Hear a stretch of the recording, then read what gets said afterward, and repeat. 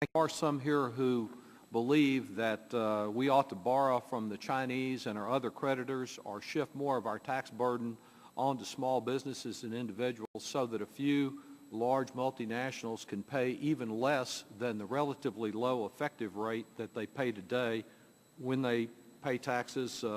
General Electric and a few others don't even bother to do all that much of that. In the cries for lower corporate tax rates, there is also the immediate demand for a rate of about 5% on previous earnings that have been accumulated abroad in what is called a repatriation tax holiday, but what is certainly not a holiday for most American taxpayers. At a cost of $80 billion, we cannot afford to lower the corporate tax rate to 5% on the cash that multinationals have stashed in foreign tax havens. At our last hearing, fortunately, all four corporate witnesses called by the Republicans agreed that such a standalone 5% repatriation tax break was a very bad idea, in the words of one of the witnesses, to which the other Republican witnesses agreed. Whether we're discussing this immediate or more permanent changes in our tax laws, I believe the focus has to be whether we are encouraging jobs and growth in America or we are incentivizing the export of jobs and capital. Mr. Aviano, you've testified earlier about jobs, but let me ask you a more narrow question. Is adopting a territorial system an efficient way to create jobs in the United States? No. Will adopting a territorial system help us prevent multinationals from shifting billions of dollars out of the United States? No.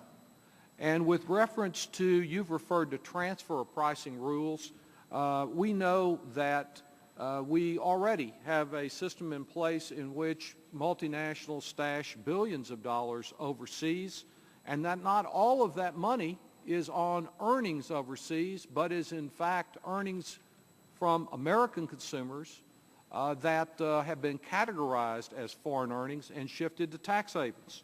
Steve Shea, who was sitting in your chair not that long ago as the Deputy Assistant Secretary for International Tax Affairs, just recently again objected to the very territorial system being considered today and declared, quote, "No other country with an exemption system has successfully protected its domestic tax base from abuse.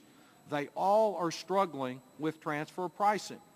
Let me ask you, if I understand the way this great territorial system is going to work, the idea is if you have any earnings overseas, you don't owe any taxes at home on those.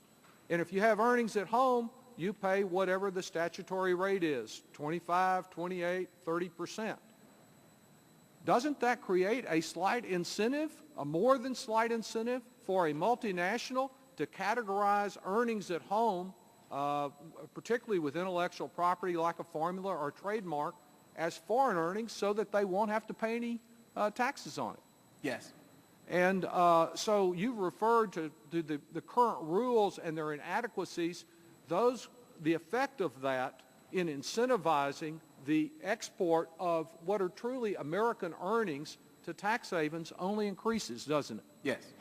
And let me ask you also, we've heard the cries today right from this committee dais about American corporations having to pay 35%. And I'm one who believes, as I think every witness testified today, that we should be looking at the level of that statutory rate, even though few multinationals actually pay the statutory rate.